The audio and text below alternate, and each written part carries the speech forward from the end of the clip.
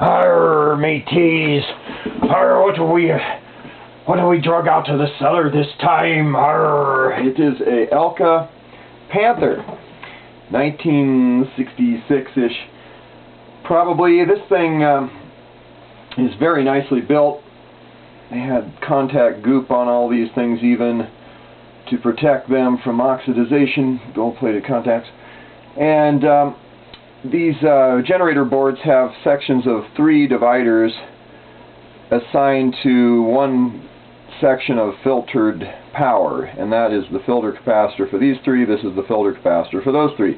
So if you ever have groups of 3 drop out, you'll know that that's probably why one of those is shorted. And these old capacitors really need to be replaced. There's about 60 some of them in this thing total, and so it's a bit of a job. But once it's all done, that's probably about all that'll go wrong with it, because it really is a nicely built machine. And so that back in. Light vibrato, heavy vibrato. Has something called tone decay. Let me take the camera off here and show you a little bit of the insides more close up. First of all, if you have to lube keys, you can shoot some, there's a little gap there, see it? You can actually shoot some, like son of a gun here, any silicone lubricant, you know, you can shoot in there, and it will make those work a lot better. They get a little squeaky with age otherwise. So you've got your mixtures here, which are high, you know, harmonics, and your 4 and 8 and 16 foot selections, and then tone decay.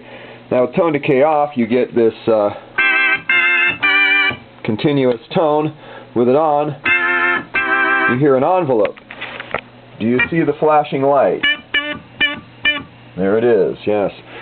Well, this isn't the part that's flashing. This looks like an LED and confused me at first. I posted a combo organ having going, what kind of device is this? But I realized it's hooked up to the back of the potentiometer that is the mixture control. So what it does is it's actually a photo detector, and it clamps the signal some as the light comes on. So it gives you an envelope control from that. Yeah, let's see. See, the light is coming on inside there. I used a 14 volt Radio Shack 100 milliamp rated bulb. The original bulb is 6 volt 50 milliamps, but you know, it runs a little less current, but it'll last forever, and it works. So I recommend using that bulb, I guess, if you want this kind of sound. Turn the mixties all the way up there, and you can hear the kill everything but the mixture. Whoops, what am I doing?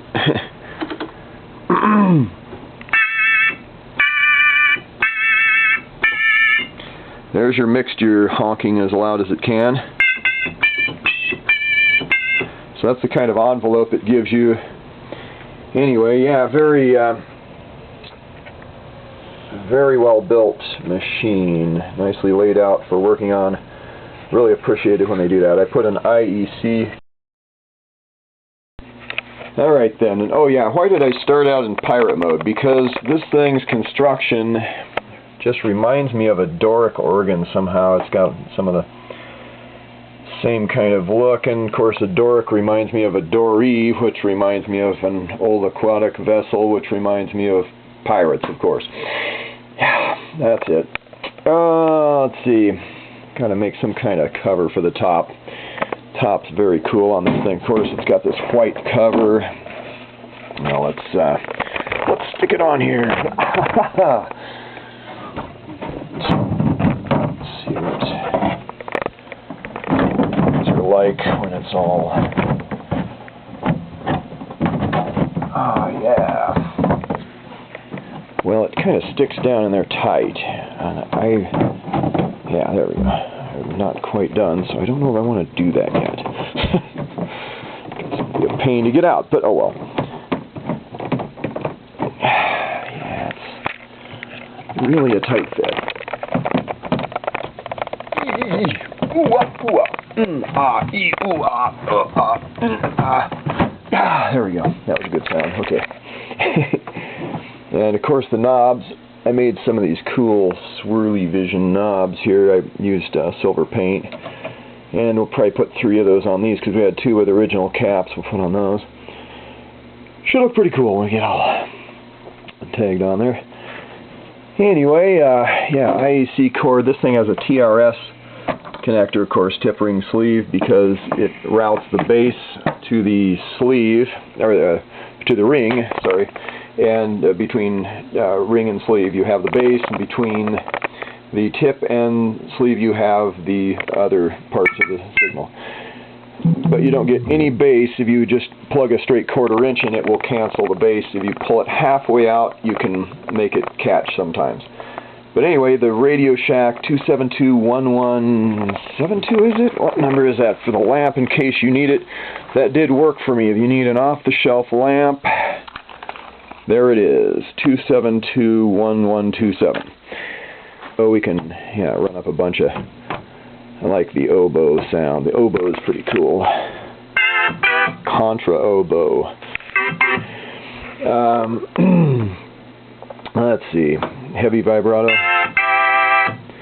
Let's crank up the other harmonics here.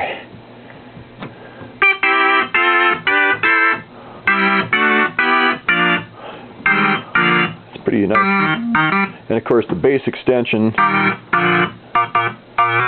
with that on, it becomes bass. And we got bass volume there. Yeah. And again, without tone decay, get the straight mixtures. Very nice. Got that nice striking envelope there.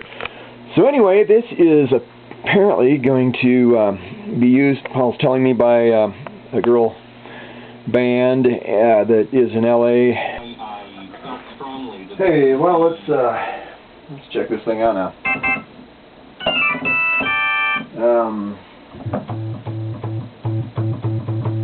Bass about right there.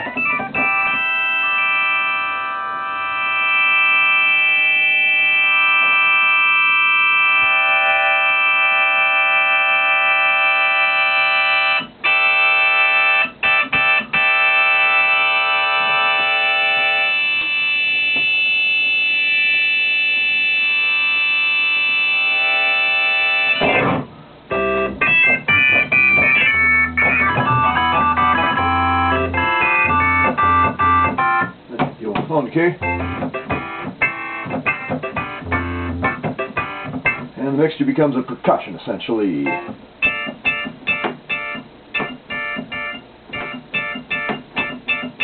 More of a broad, more of a pikey sound there. You can mix.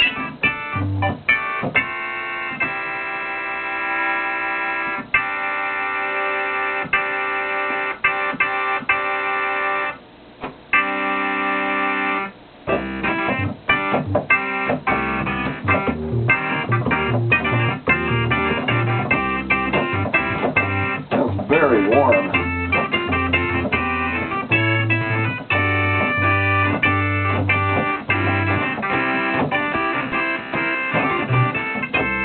Oh, I got the bass extension. Put the bass extension on there.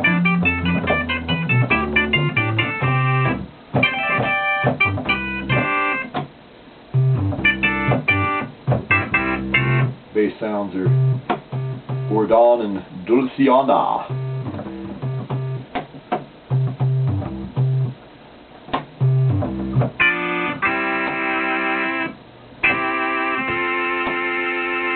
Fast and slow on the vibrato.